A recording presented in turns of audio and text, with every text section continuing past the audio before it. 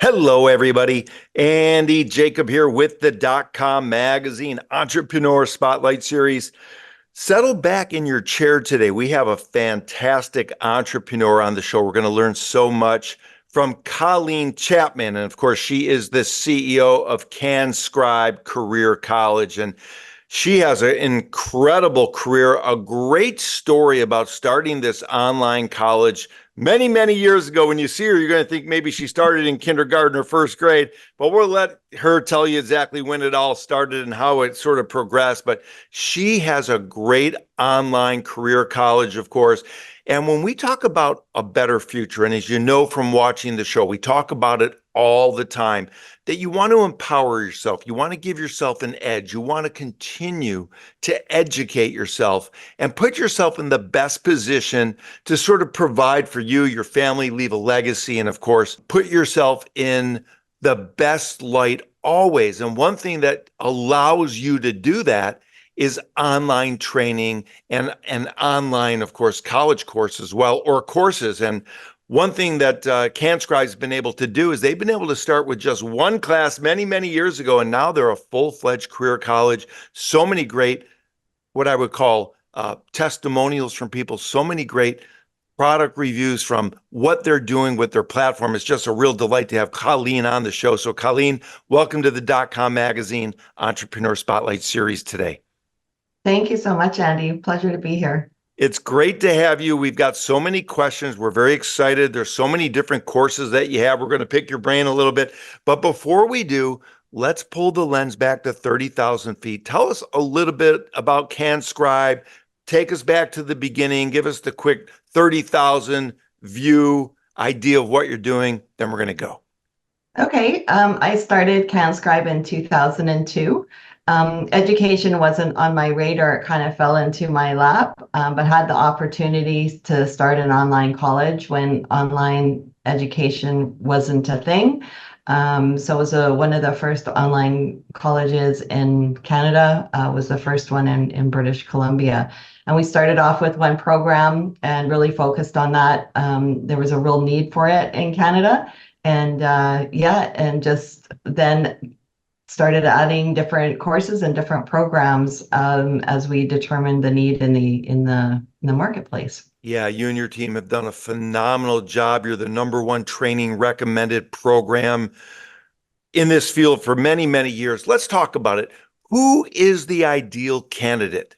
Is there an ideal candidate? Are you looking for younger people, older people, people in the middle of their career? Is there a sweet spot for you, or is it just everyone wanting to improve through your training and online courses? It really depends on what the person is looking for and the program that they're looking to get into. Some of our programs are more targeted towards younger, and others are more targeted to people that are maybe mid-career, looking to maybe change their career, want something else in life. So we have lots of different opportunities to kind of suit a huge target range. Yeah, and of course, you're the only school in Canada right now to have the MTHDS program approved by the Association of Healthcare Documentation Integrity Office. I mean, you really have put this on sort of the fast path. Online classes, online college. What are we talking about? I mean, we've looked at the curriculum. It looks incredible. You have so many different sort of things that people can take. But what are some of the biggest and most favorite sort of courses, or the best selling, I guess, college sort of degrees or certificates that people can get through your system? I think one of my new favorites is our virtual assistant program. It's kind of like an entrepreneurship program in a way, where people can come in and learn about courses in a bunch of different facets. So you can learn about travel and tourism, using computers, finance, marketing, etc. So it really sets you up to whether you want to go ahead and start your own business. It gives you that foundation to do that, or to work for another company and support them in whatever need that they're looking for. Yeah, it's awesome. We always talk about the digital nomads. They're everywhere. They're moving everywhere. They're moving into a country for a couple months. They do their work. They get online. They enjoy the culture. I would imagine digital nomads would be a great attraction for your college and courses to bring them in and teach them something that they really can become better at and something that they'll be able to earn more income from after they go to your school, right? Yeah, one of our graduates from our virtual assistant program has gone on to co-author a book. She's now making like crazy money, like $150 an hour, consulting for different companies. We have a lot of companies that outsource, so they'll hire admin assistants to work for others, and we have waiting lists. They're all kind of lined up waiting for more of our graduates to come out into the workforce. So there's a huge demand for it. And you could be sitting in whatever country that you live in and be working for a country like across the ocean or right next door. And you can do it all from home. So it's really cool. Yeah, of course. And so many people are looking for a new career or they're looking to upgrade their skills. And what you offer is a wonderful platform that people then can find a flexible career, I'll call it, that really fits their lifestyle and gives them much more freedom sort of to manage their time, maybe their family, maybe on their own terms. Let's talk about that because that's a great sort of philosophy that you and your team have at the company.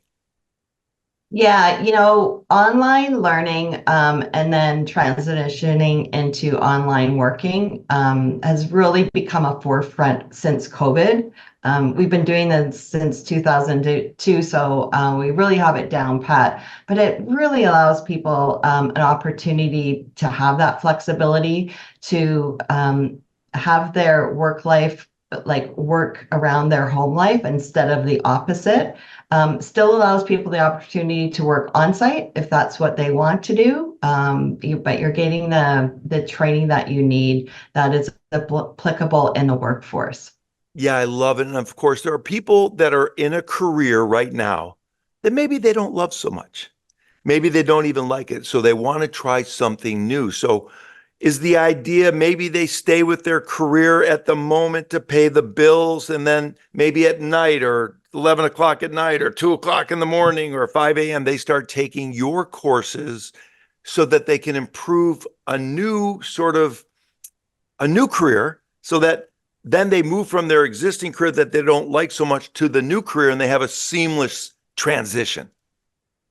Yeah, we have a lot of students that are working full time and then taking one of our programs. And the great ability is they can start at any time. The courses are all available 24/7. Instructor support and tech support, student support is available during our working hours, which is 6 a.m. to 4:30 p.m. Pacific Standard Time or Daylight Time.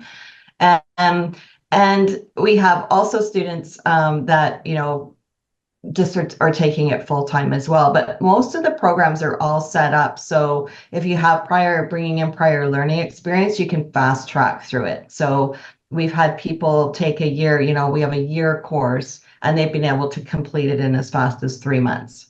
Wow, So, that's which is really fantastic. advantageous to getting them into the work field. Yeah, I love it. Let's take a look at your virtual assistant program a little bit more. You said it's one of your favorites. People are doing great with it. I've got a couple of virtual assistants. I love my virtual assistants. They're like family to me. When we think about it, what is the course? Is it a year? Is it 6 months? How long is the virtual assistant program typically for someone that wants to get into your system and get going?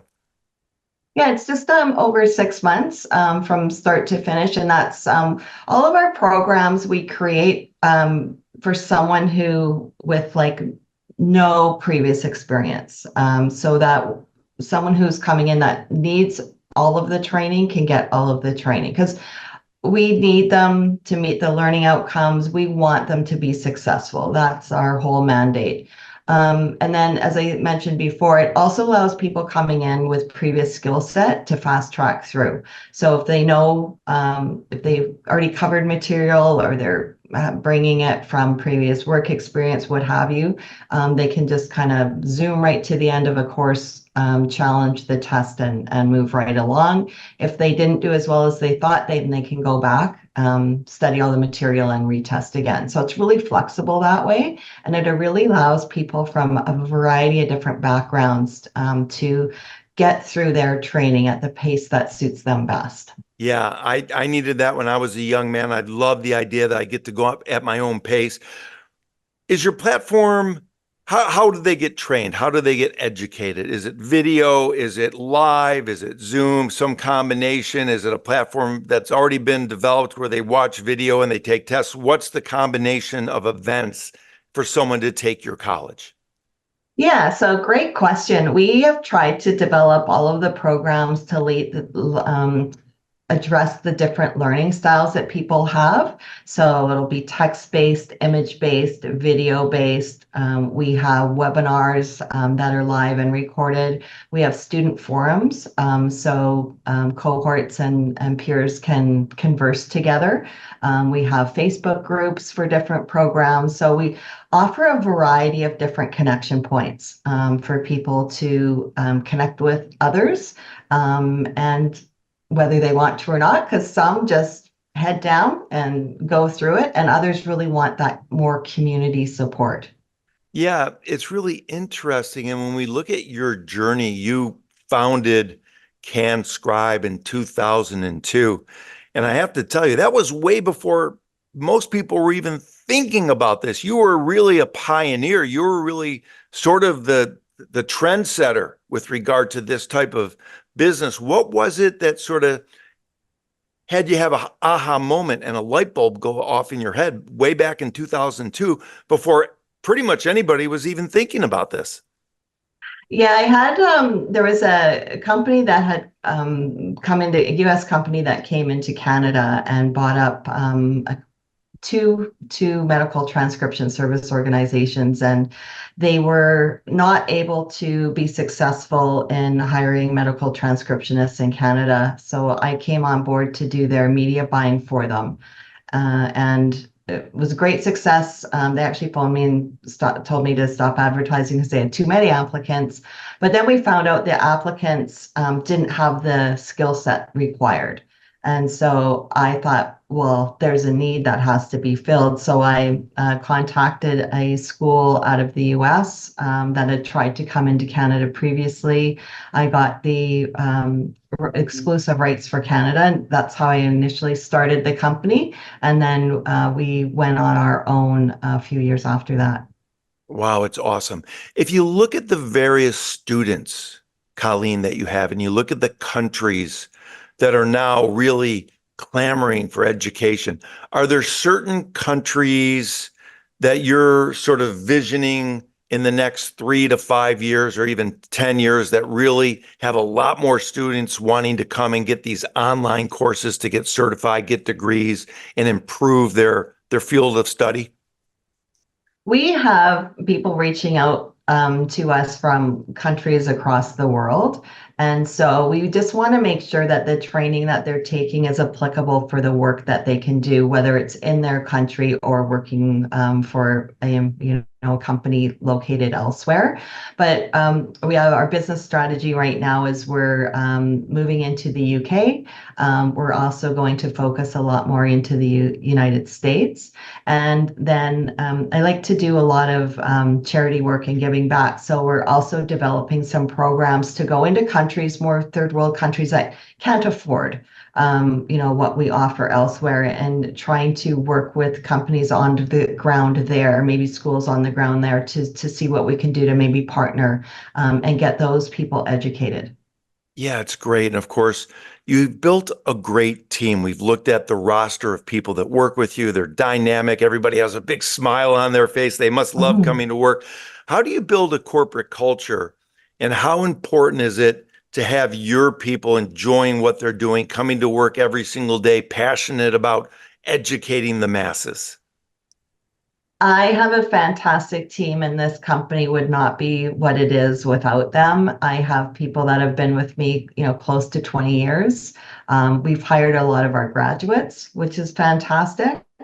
and just bringing people in on the ground floor and allowing them the opportunity to move up through the company.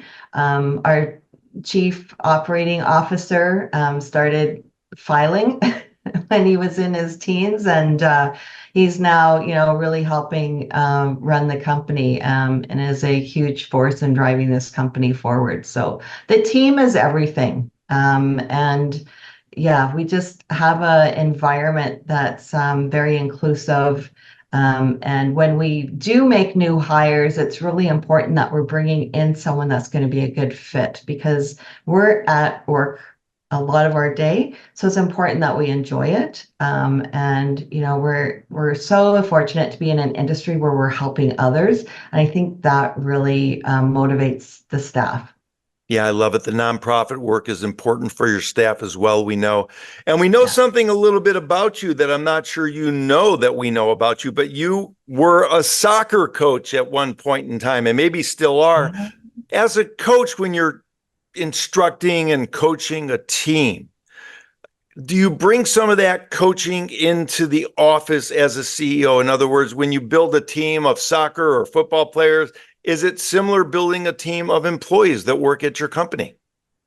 It certainly can be. When you're coaching, I coached youth soccer house, so it wasn't competitive. So you have people coming in, soccer players, some who've never played before, some who have played at a higher level. So all, from all different backgrounds, all different types of personalities. So you really have to learn how to treat each individual, so to get the best out of them, and to what motivates them. And yeah, just try to be kind. Yeah, I love that. I love that. And you can tell from what you put out into the world that that's getting across very well. I want to get back into just one or two more of your courses. One of them that caught our attention was medical transcription. And when I looked at it, I was like, wow, I didn't even know that that's really a career. And then when I started thinking about it, I said to myself, wow, that would be a great career, right? That was our flagship course that we started with.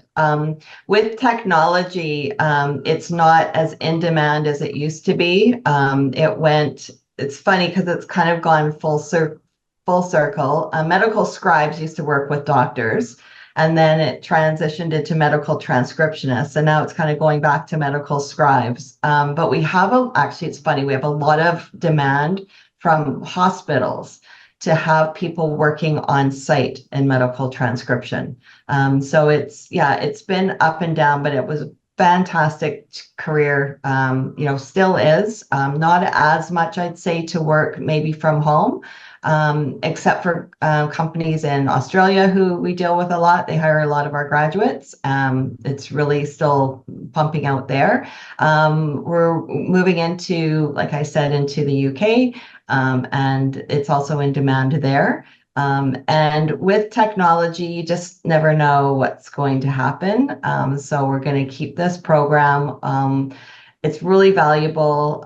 People that take this, a lot of our grads don't necessarily go into medical transcription, but they might go into medical office assistant or any sort of other type of healthcare career, because of the learning that they're coming out with. Yeah, and what you've done that really is impressive is you have companies basically lined up to hire your graduates. And that's something that can't have happened overnight. That's something that you had to really, put your nose to the grindstone. Do you have a group or a team at your company that only sort of talks to the companies that want to continue to hire your graduates? So it was mostly me when we started, and really focused on employers, that I wanted to build those relationships, because if I didn't have employers to hire the graduates, I wasn't going to be successful. It worked out fantastic. I have made lifelong friends through those relationships, which is amazing. And I have a business development manager now, who's doing just a fantastic job. And she's really reaching out to the communities and different organizations to really grow this company. That's awesome. Of course, you've done some angel investing in your career. You've volunteered Um, at orphanages in Nepal. You've built schools. I mean, provide microloans to people and women in need. You really have a full plate. And here you are, on the .com Magazine Entrepreneur Spotlight Series, carving out a half hour for me. I really appreciate that. Before I let you go, I want to ask you about entrepreneurship, because obviously a lot of these people taking your classes, your courses, getting your degrees, they're entrepreneurs at heart. For the entrepreneurs watching the show that maybe are hitting a tough time, maybe, they're freezing in the frame a little bit, they don't know what to do. Could you give some advice based on your career about what it takes to keep on pushing, let's say, through the tough times as an entrepreneur or in business? yeah, absolutely. Another great question. Don't be afraid to fail. Pick yourself up, learn from your mistakes, and don't be afraid to ask for help. When I was growing, going through my career at a younger stage, the opportunities that exist now didn't exist then. And there's so many people that are willing to mentor and to help you get to where you need to be. But yeah, just be true to yourself. If you make a mistake, because you're going to, own it, learn from it, and move on. And you'll just become a better all-around person because of it.